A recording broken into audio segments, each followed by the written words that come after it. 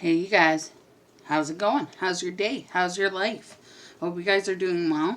I want to do a little ghost stories. I got a new ghost book. So it's called Amazing Stories.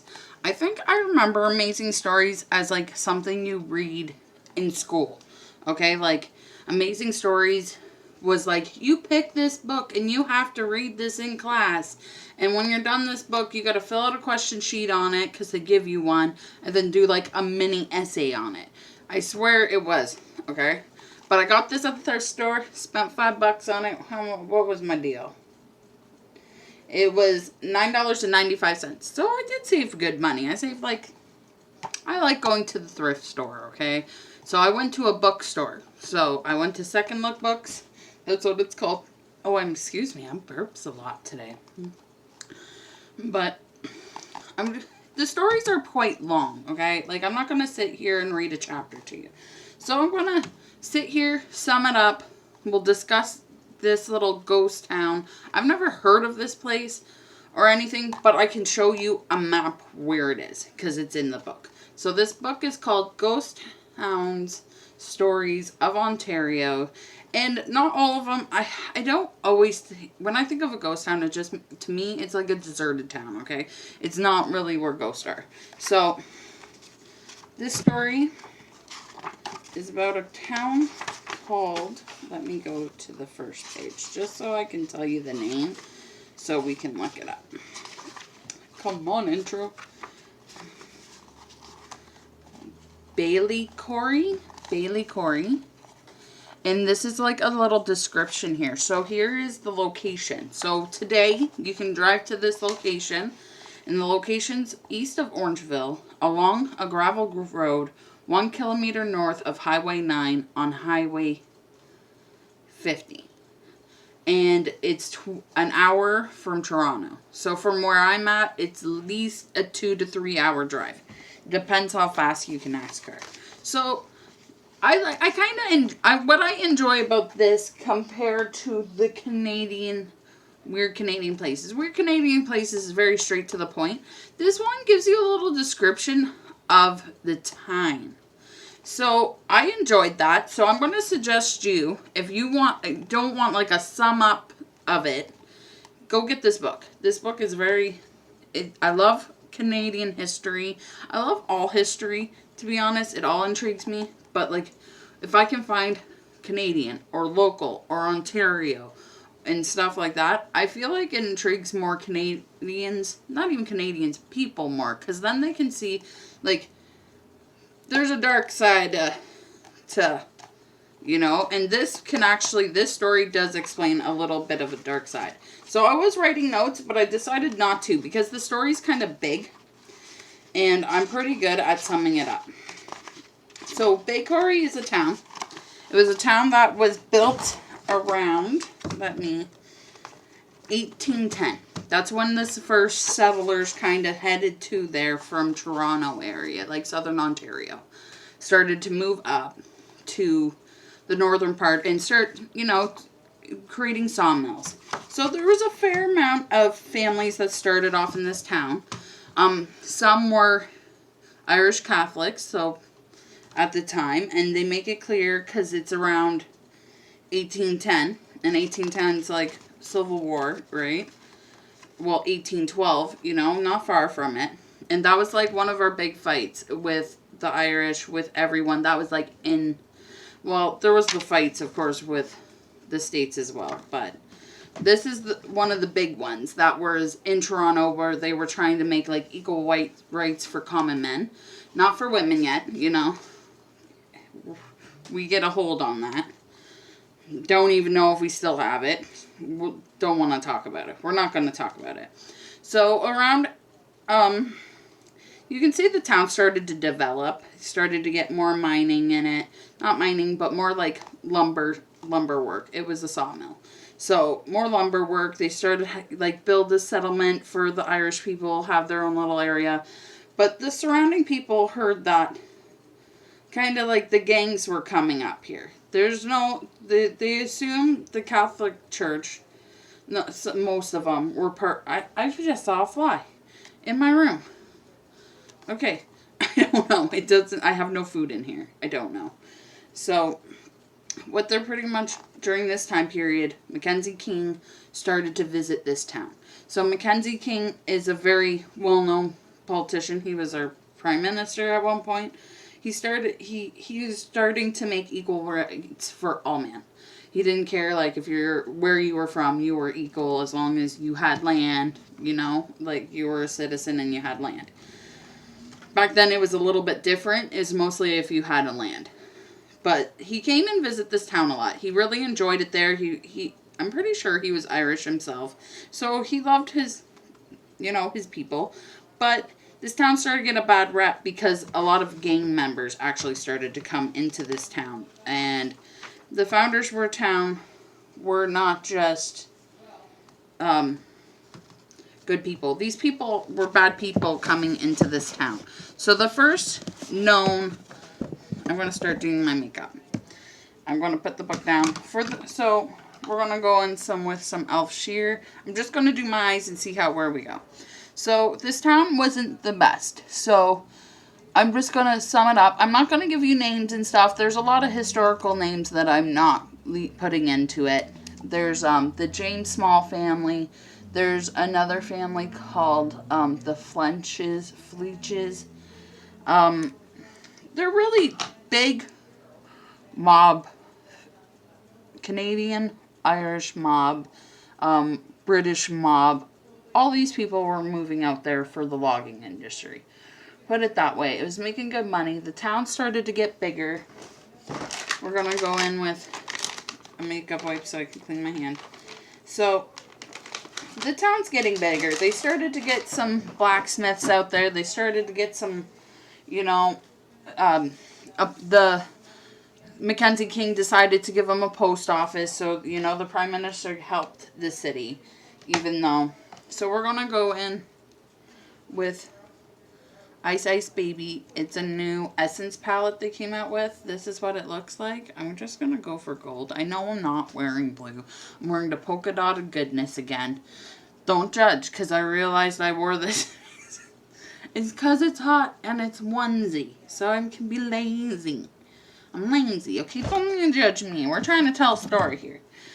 And so this is the palette I'm using. It's really pretty, to be honest. I swatched it. I bought it because I wanted more silvers. That's why I bought the other one too. Because I realized I got tons of gold, but got no silver and gold. I want some silver. Got my brush. And I'm going to go on this with the deepest shade, and then we'll go from there. I might use all of it from this, or not all of it, but the most again. So this is beautiful. This is actually really, really nice, really good formula. Fallout. Oh well. So in this town, Mackenzie King decided to help it out because they heard people from the surrounding areas found out that a lot of Irish mob was in there, okay, living in this town. They're like, oh, these people are not good people. A lot of people back then hated Protestants. It was not a good time period if you were an Irish Protestant, just put it that way. And they decided to go in, and this is they're around the first timing of when people decided to ransack the town to be like, oh, this is our town kind of thing. But it didn't work out for them in their favor. They got in trouble. And pretty much after that, the Prime Minister came in and was like, no, we're going to make this an actual town. So to make it more safe, because if you have a post office, you probably got a sheriff, okay? That's the best way to describe it to you. That's how it kind of was back then in Ontario. It was, but yeah. So I'm like kind of trying to sum it up. So during that time period, as well as they started to have some of these people who didn't like Protestants come into the town. So the town's kind of two towns. So there's the British and the Irish, and they're both in the town. So the Protestants and the Catholics, right? And they're fighting wars. People outside of town decided, like, these gang member brothers who no one put in jail for abusing Protestants for some reason. And they even said that in this book. They don't understand why. Came into the town. Okay? So, the town's becoming a thug town. It's full of gang members. It's full of, like, brothels. Now, the town's getting a little worse. But at the same time, it's getting better because they decided to build more things. So, there was a hat making shop there. There was the sawmills. There were some farming. There was a post office, some blacksmith. Like, so much was growing into that town. So, during all this time period, but at the same time that was growing, the violence was growing as well. So, I'm going to go and try to go in with this. Okay, this light shade's not even moving. So, we're going to go in with this deepest dark, ooh, that's pretty, shade of gray. So, during that time period, there was lots of violence. Supposedly, somebody in the town is being accused of beating travelers who are coming into the town or leaving the town and robbing them and beating them to death even. And they found bodies in the woods. These are in public records, like the newspapers during the time. That's the only proof they have to say what really, like, these acts of violence. So, supposedly, it was one of these owners of the hotel. So, there's one hotel that is owned by the post office, aka the Irish mob, aka, you know, the Protestants. And then the other hotel is owned by the Catholics, the British. Like, literally, that's how it's described, and that's how I'm describing it to you. And, you know, the owners tuffled because, one person would make more business than the other. So, the one person who kind of, like, made more money somehow magically got their house, their business lit on fire. So, they're assuming it's from these Catholic boys who came to visit. At the same time, their building went on fire. It, like, they freaking scorched it. But they didn't expect the whole, pretty much. So, what it sounds like is that it sounds like a lot of these factories were built and connected together. So, the hotel got lit on fire, and then it went from the hotel to a hat company that was built in town, to another building as well. And they all went on fire. But they didn't know anyone was in the building. And 3 women got lit on fire in the hat factory. And the rumors of the ghost haunting in this town, because it wouldn't be called a ghost town. Like, it's called a ghost town because no one lives in it. But they're saying a few people do live there. Like, up to 50 people still live in this resident place. But there's 3 women who passed away in the fire. They have a memorial, like a grave for them in the town over. I don't remember what the town's called.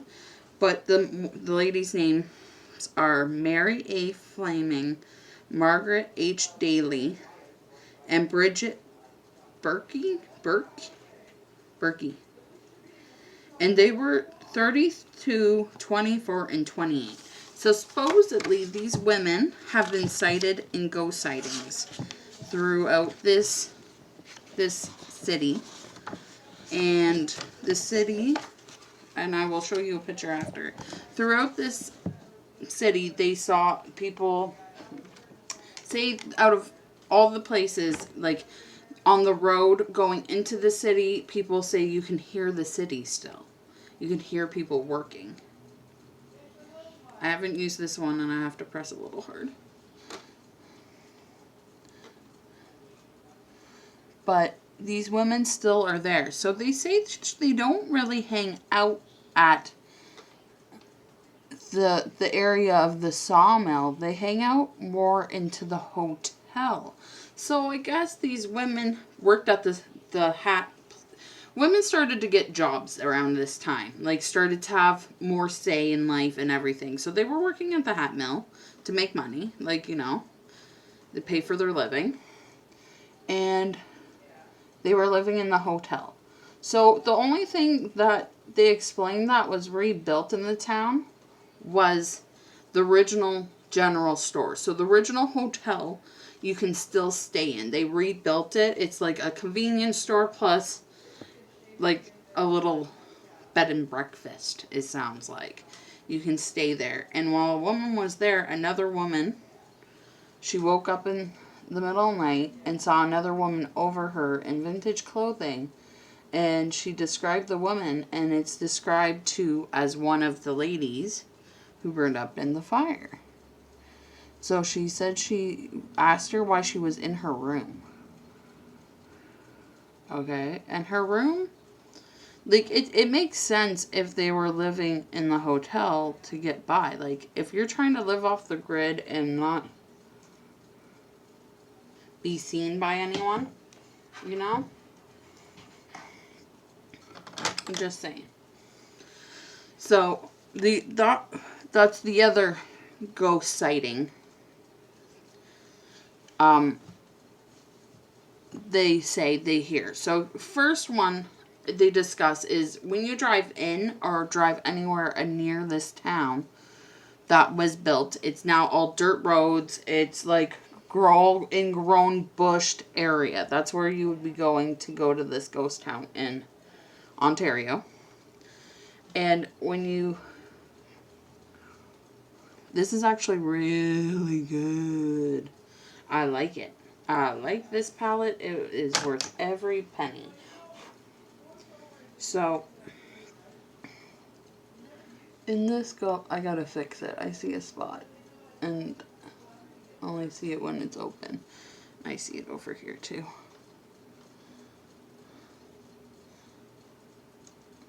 So, sorry. Something had to fall. So, this woman said she talked to this woman over the tavern that's built. So the first sighting I was saying was on the road. So people say they can drive by it and still hear active like saws and people working in the town, which is intriguing to me because like there's nothing there. It's just freaking bush. And then this one, like if you can get to the convenience store in the inn that's built there. So there's... What else I like about this is that they tell you kind of like, even though these buildings aren't there anymore, they'll say like it's 30 meters away from the road. That's something they actually describe in this book. So the other thing is that I wasn't expecting this, but there's a man during the World War. I'm leaving names out because I don't know if I might get in trouble for the names. I probably should put them in. Next time I will for sure, I promise, for the next story. But there's a man who was in the war and his family lived out there. And we're going to go in with some blue. This is Annabelle Water Matte Liner. Beautiful blue. And he lived out there.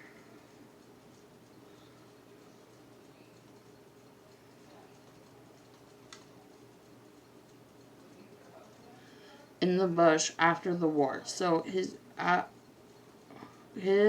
well, not after the war. I mean, okay, I'm losing the cut. I'm trying to do a waterline. For some reason, this showed up so much brighter on my hand. Maybe it's me. Give me a second, you guys.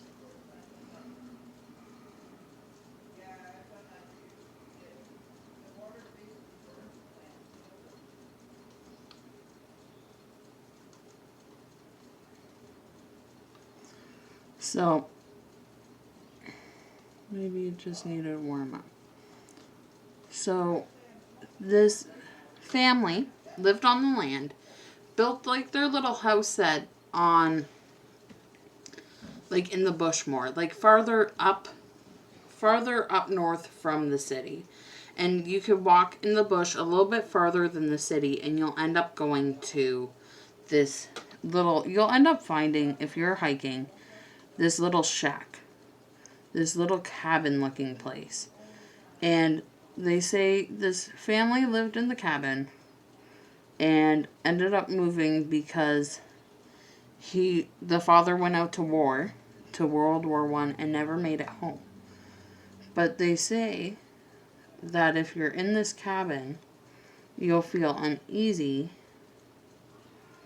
And sorry if you hear people talking, that is not ghosts.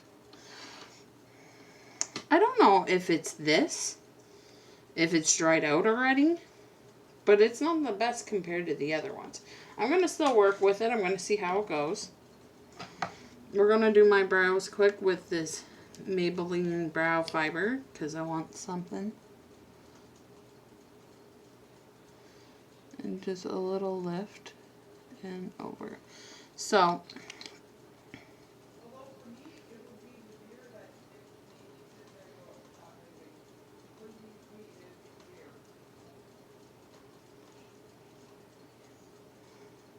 just a little of that. Alright.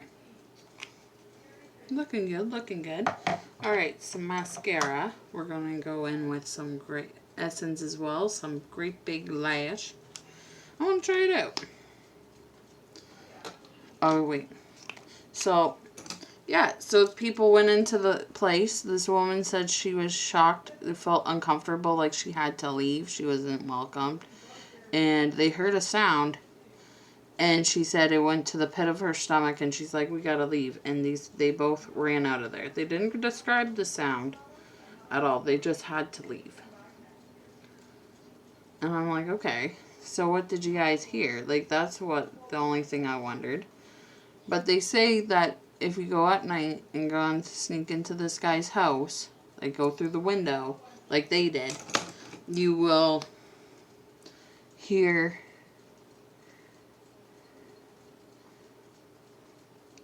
like literally hear someone like tell you to leave.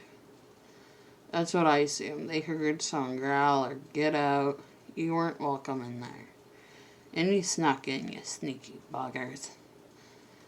But it makes sense why this town would be so active. Like, let alone it became like a floozy town. Like, if the way they described it was that during the Prohibition and all that period was with a little bit of Mackenzie King in there. And it became a mob town. And this mob town started to stop being a mob town when the townspeople, like the everyday townspeople who lived in there. I really like this. This feels really nice and light. It is a natural kind of look, but I like the feel on my lashes. Like, it doesn't feel like I put anything on it at all. But I put stuff on it, you know. Alright, impressed with this great lash. $3.05. Worth it. I'm going to buy more mascara from these guys. See, I don't like this blue. It's as lame as that blue. But the other... I don't know. Maybe I need to work it in.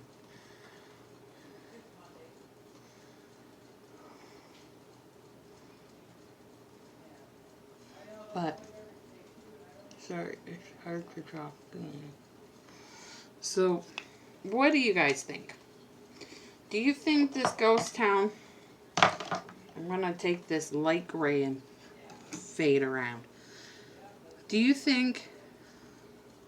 would you check out this ghost town? I think I would. It's like some ghost town in the middle of the bush, off the highway.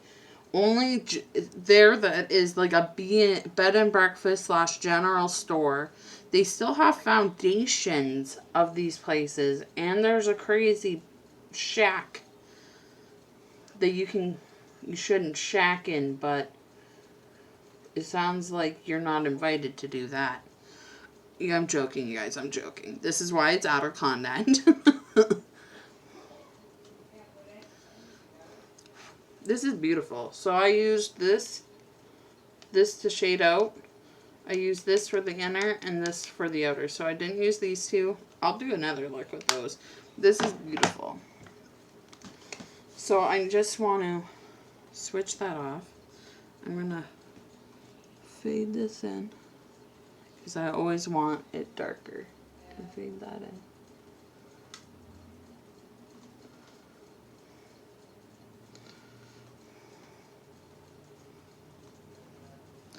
But yes, what do you think? Have you been to this town, people? I want to know. I want to know how it feels. Sorry, I don't mean to bust out a song. So, yeah, I just want to know if you've been to this town. That would be cool. I'm going to be putting on this Essence lip gloss. I'm not going to do my full face because I think I'm talking too much as it is.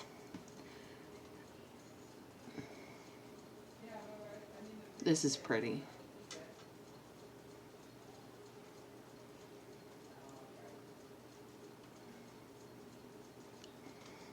And that was all one dip.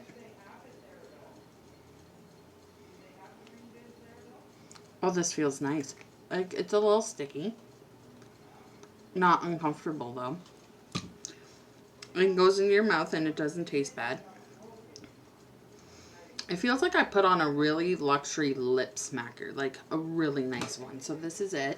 I don't know what the shade name is. I don't know if it's behind the sticker. But this is nice. Made in Italy. Oh, it's called the number 7, Happiness in a Bottle. There we go. Number 7, Happiness in a Bottle. I say I agree. So, let me know if you went to Ballycory. Let me know if you are intrigued about these ghost stories. I really am. This one's more detailed. Like, it talks about the how Mackenzie King was coming in and helping build this town because it was his friend's part of the revolution to fight for equality and equal rights for man at the time. He wasn't for common man. Not like, you know, for common man. And it discussed about how this town became like pretty much a town full of rebels. Like, it was a town full of gangs. 2 gangs ended up going into one town, and they tried to own the town, and it ended up destroying itself from the evil that it became. Like, people started to beat travelers on the way in and out. People were going to one hotel over the other one because of their religion. People, like, it just became a town of sin. That's the best way to describe it. And it's kind of good that it's not. So here's a map. Let me see if I can pull it out. And then I'm going to zoom it in to the town. So here's Toronto. Is down here. Orangeville's here. And this is where it is. So it's literally off the little corner of the highway. So it makes sense why there was a town there. So all these little dark places on the map, like these little dark spots, are actually ghost towns. So there's at least 9 in Ontario. It goes from Toronto, so Lake Ontario, to Lake Simcoe, to Georgian Bay. So it's a pretty big, wide area. I would say that Georgian Bay is past Barrie, close to Barrie Sound, some of these ghost towns. So you're going up into the bush more. So when you start hitting, like, the outside of Toronto, like Orangeville, and before you hit Barrie, it's still a lot of farmland, but there is starting a bush. But back then, it would have been pure bush. So, a lot of bush. But they didn't drink bush. But I'm joking. But the 1810s is when it was founded. And the city still has people there, it says. The population's about, I'm going to say, like, less than 50 people, it was saying. But, you know, it's going to go down. I'm trying to see if I can find a little more details. I'm not giving you exact names, okay? Like, Corey Bay violence from the past, like, of these poor women who I did describe names to. Come on. Give me some population numbers. I just read them. People. It talks about, yeah, it's off of Orangeville Road, Highway 9, north of Toronto on Highway 50. So that's not really far from Toronto at all. It's about like maybe an hour, hour and a half, depends on how you drive. Here we go. So, been recorded, so the railroad went through there, and I know it does. And it peaked up the population to 400 in 1875. So you can see how, like, this town's gone smaller and smaller. The town dwelled to 200 souls in 1881. Souls. And near 150 in the 1900s. The railway was a new life to the economy, but it didn't really help this town much because it was full of violence. It really was, from the gangs, and it got a bad rap because of that. The first business in the small Mellong area was from Solomon Beatty. That's why Beatty? Solomon Beatty?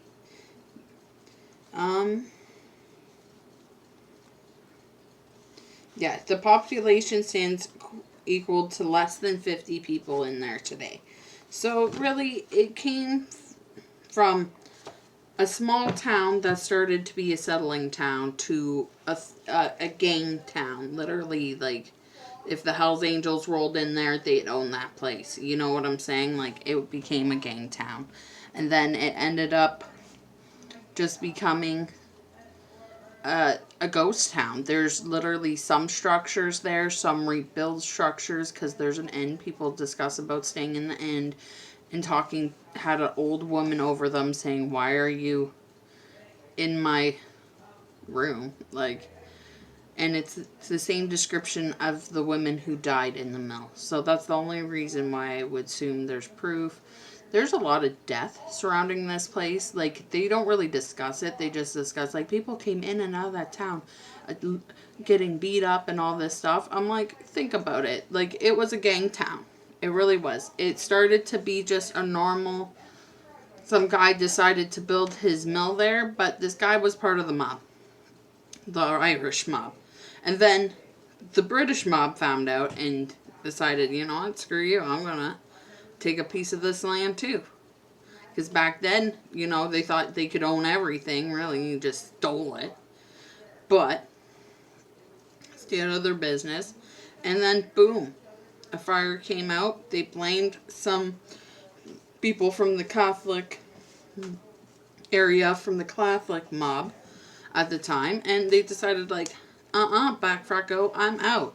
And they decided the town started going smaller. The last person who owned the town was part of James Small's family, one of the founders of the town.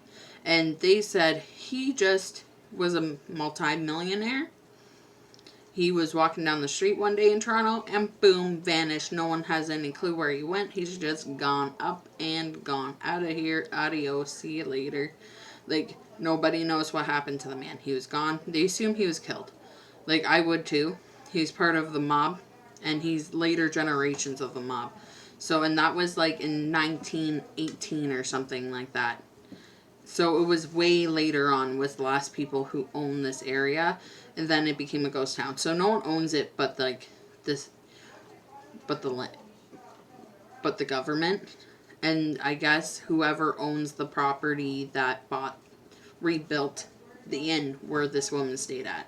So there is still a shack somewhere down off going, what it sounds like it's going to, like, you got to go down the trail some more, like the road, and you kind of stop because there's no more road. You get out and you walk northern from that point, and you should be able to find a shack where the family from the war lived in. And they say the man is still in that shack. No, not really sure if there is, but you know, there could be. It could be. So leave it at that. Let me know if you guys like this story. I know I summed it up better at the end than talking during it. I'm going to try to do my next story a little bit better. Way better. I'm going to read it, write down some key points about it, and things like that. I can show you pictures from the book, I'm willing to do that. But if you want more keen details, like this is the tombstone of the 3 women. If you want more details about like what happened, I'm going to always suggest you to get the book. I'm not going to give you every detail. The whole point is you get this book and you read it with me.